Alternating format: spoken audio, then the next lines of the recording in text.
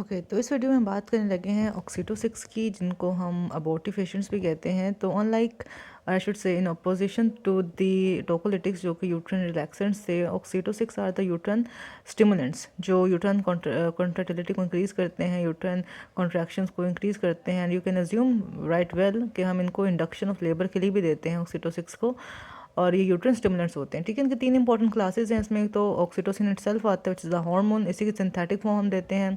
इसके अलावा we have orchid alkaloids जिसमें एर्गोमेट्राइन की एग्जांपल है, मिथाइल एर्गोमेट्राइन की एग्जांपल है। And then we have prostaglandin जिसमें प्रोस्टाग्लैंडिन E2 की एग्जांपल है, प्रोस्टाग्लैंडिन F2 की एग्जांपल, और इसी की सिंथेटिक फॉर्म को मिसोप्रोस्टोल कहते हैं। ठीक है, मिसोप्रोस्टोल इज अ प्रोस्टाग्लैंडिन। ठीक है, अच्छा, अब एक बात तो तय है कि ये इन तीनों ने ही एक्ट करना है to increase the uterine contractions. अब जो ऑक्सीटोसिन है, जो पोस्टीरियर पिट्यूटरी से हार्मोन रिलीज हो रहा है अलॉन्ग विद वासोप्रेसिन, इसके यूजेस क्या होते हैं? First of all it is use to control and to prevent the postpartum haemorrhage.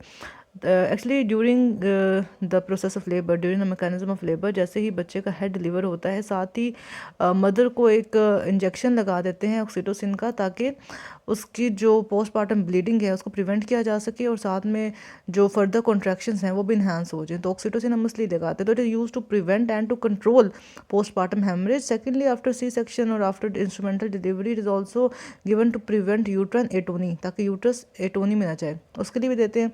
Third, it is use to ensure normal involution of the uterus, ताकि after delivery the uterus gets to involute properly, उसके लिए हम involution of uterus के लिए भी oxytocin देते हैं।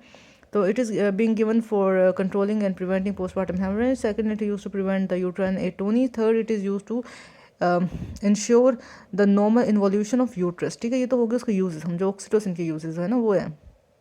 अब इसकी एडवर्स इफेक्ट्स क्या होते हैं और हम इसके एडवर्स इफेक्ट्स को टैकल कैसे कर सकते हैं? तो number one, oxytocin has a tendency to cause water intoxication, और वाटर इंटॉक्सिकेशन को प्रिवेंट करने के लिए हम मॉनिटर करते रहते हैं फीमेल में फ्लूइड बैलेंस, मदर में हम फ्लूइड बैलेंस को मॉनिटर करते रहते हैं। Secondly, oxytocin can also cause uterine rupture, और उसके लिए हम यूट्राइन एक्टिविटी को मॉनिटर करते रहते हैं। तो ये दो उसके एडवर्स इफेक्ट और ये उसको दो एडवर्स इफेक्ट्स को टैकल करने के तरीके हैं।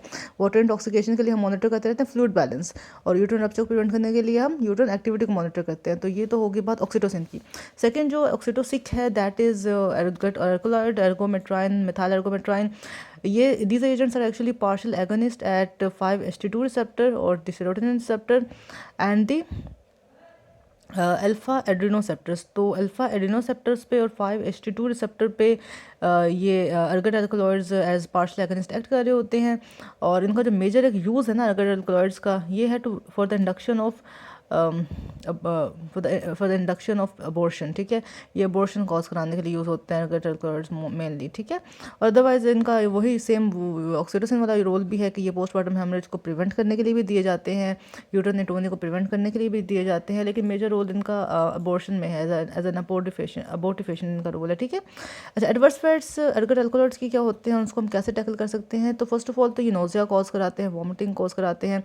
तो नोज़िया वॉमिटिंग को टैकल करने के लिए हम एंटीमेटिक दे देंगे, साथ में बीपी भी ज़्यादा करते हैं अर्गट अल्कलॉइड्स के लिए, हम फिर मॉनिटर करेंगे साथ साथ बीपी को।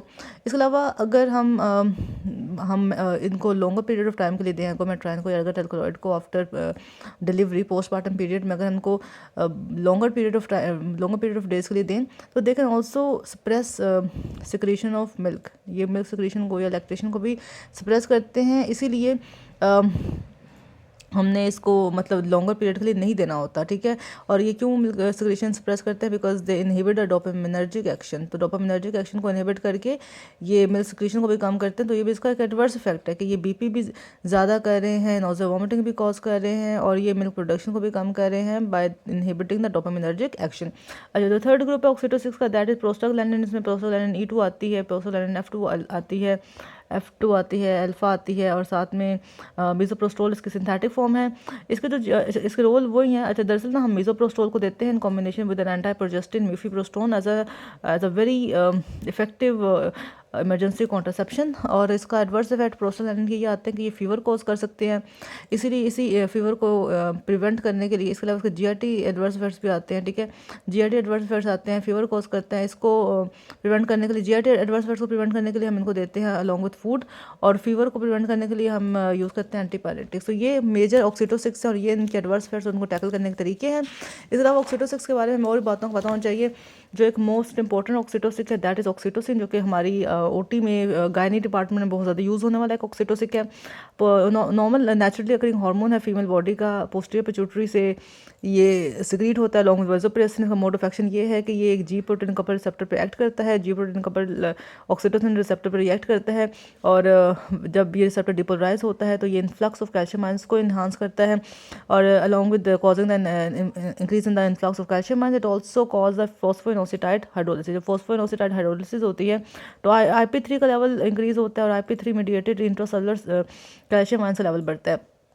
एक तो ये बाहर से इन्फ्लक्स आ रहा है कैल्शियम आयन का, सेकेंडली ये IP3 मीडिएटेड भी इंक्रीज करा रहे हैं इंट्रासेलुलर कैल्शियम आयन का, और इस addition to calcium ion increase it is also stimulating the prostaglandin leukotriene secretion and production. ठीक है, तो इसका प्रोस्टाग्लैंडिन पे भी रोल है, ल्यूकोट्राइन पे भी रोल है, और इंट्रासेलुलर कैल्शियम का अमाउंट ज़्यादा करो। जब मायोमेट्रियम पे, जो मायोमेट्रिक सेल्स पे कैल्शियम की अमाउंट ज़्यादा होगी सेल्स के अंदर, तो यू कैन अज्यूम कि क्या होगा, कॉन्ट्रैक्शन ज़्यादा होगी यूट्रस की, राइट।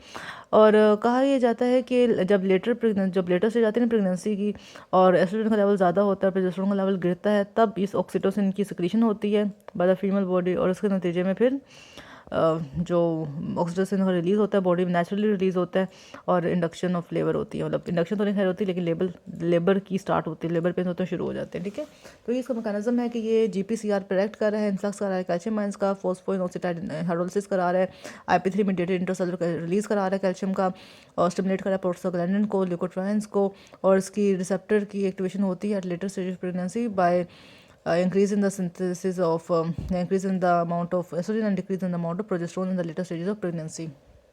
ये बात होगी। अच्छा, इसके अलावा ऑक्सीटोसिन हमने एडमिनिस्टर कैसे करना होता है, ये आपसे क्वेश्चन से पूछा जाता है कि हम for the induction the purpose of induction of labour oxytocin को कैसे एडमिनिस्टर करते हैं। तो ये IV रूट से एडमिनिस्टर किया जाता है। ठीक है, इसको हम इन्फ्यूजन की फॉर्म में देते हैं। जो इनिशियल रेट है इन्फ्यूजन का वो 0.5 to 2 milli unit per minute की स्पीड पर देते हैं। फिर हम इसको after every 30 to 60 minute increase करते हैं, और इसको हम जो मैक्सिमम इन्फ्यूजन रेट है वो 20 मिली यूनिट पर मिनट दे सकते हैं। ठीक है, तो 0.5 to 2 milli unit per unit से शुरू करना है, ओवर पीरियड 30 to 60 मिनट हम इसको इन्हांस करते रहेंगे, और हम मैक्सिमम 20 मिली यूनिट पर मिनट तक जा सकते हैं। ठीक है, ये भी बात होगी। इसके अलावा कुछ इसके एडवर्स इफेक्ट्स होते हैं ऑक्सीटोसिन की, वो भी देख लेते हैं। एक तो हमने बात की है कि ये यूट्रन रप्चर कॉज करा सकता है, वाटर इंटॉक्सिकेशन कॉज करा सकता है। इसके अलावा अगर हम ऑक्सीटोसिन दे रहे हैं for the purpose of induction of labour, तो उसके क्या एडवर्स इफेक्ट्स हो सकते हैं। ये तो ये कि इसकी अगर इनअप्रोप्रिएट एडमिनिस्ट्रेशन है तो फीटल और मैटरनल ट्रॉमा भी कॉज करा सकती है, क्योंकि अगर बहुत ज़्यादा वो हो रहे हैं ना लेबर पेन, अगर बहुत ज़्यादा एक्सेसिव अमाउंट में होंगे तो फीटल और मैटरनल ट्रॉमा भी कॉज हो सकता है, फीटल एस्फिक्सिया हो सकता है, फीटल डेथ हो सकती है। बोलस इंजेक्शन की फॉर्म में देंगे, अगर स्लो इन्फ्यूजन नहीं देंगे, बोलस इंजेक्शन दे देंगे तो हाइपोटेंशन भी हो सकती है फीमेल में। ठीक है, तो foetal and maternal trauma, foetal asphyxia and death, and bolus injection में hypotension in mother. So these are the important points about the Oxytocin 6. I hope it was helpful for you guys.